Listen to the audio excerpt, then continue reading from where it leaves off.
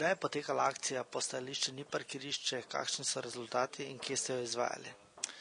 Torej, kot prvo bi rad izpostavil, da ni šlo samo za to akcijo na teh mestih, ki smo jih v sklopu varnostnega sosveta določili. Poostreno je bilo več ali manj po celem mestu, s tem, da smo dejansko določili 4 lokacije, kjer pa je bila prisotnost torej, tako redarjev, kakor tudi policije 12 ur na dan, torej od jutra do večera. Ta poostren nadzor se je izvajal na Betnavski, na Gosposvetski, na Proletarskih brigadi na Dogoški cesti in v tem času je bilo, torej teh 3 dneh od 6. aprila do 8. aprila je bilo ugotovljenih strani mestne redarske službe 141 prekrškov in pa strani policije 145, torej kar veliko število za 4 do 5 avtobusnih postajališč. Omenili ste eno novo akcijo, nam lahko predstavite?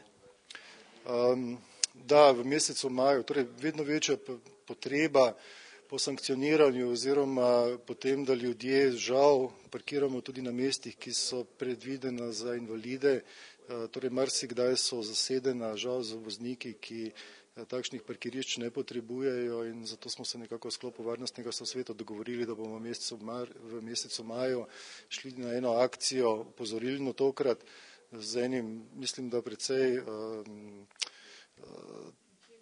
poučnim sloganom vzeli ste moje parkirno mesto, vzamite še mojo invalidnost, s tem, da bi ljudje na lep način prepričali, da ta mesta, ki so rezervirana torej za invalide, da bi pustili torej njim. Koliko plačilnih nalogov je izdala mestna redarska služba?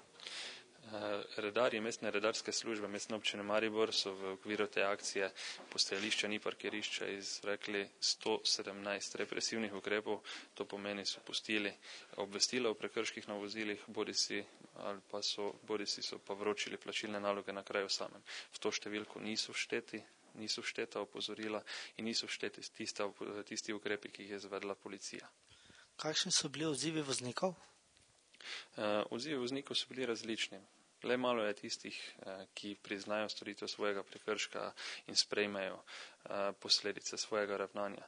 Več ali manj so se vsi izgovarjali, da so za kratek čas ustavili, da so skočili le po najnujnejše, da so morali ustaviti, saj drugje ni bilo možno in podobno. Vendar pa, ker je pač ta poostren nadzor potekal, smo poskušali osredotočiti se, da opozarjamo res tiste, ki so zgolj želeli parkirati in še tega niso storili, in pa tiste, ki so sedeli v vozilih, prestavili vozilo ob prihodu avtobusa, kljub temu nekako omogočili dostop oziroma parkiranje, vendar kljub temu storili prekršek.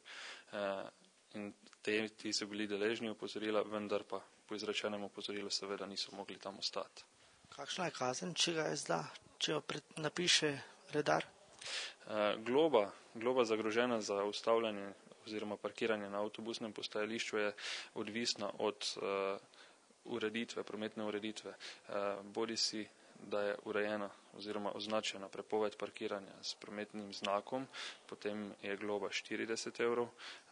Če pa velja splošno pravilo, se pravi prepovedano ustavljanje na avtobusnih postajah in postajališčih, potem pa je 80 evrov.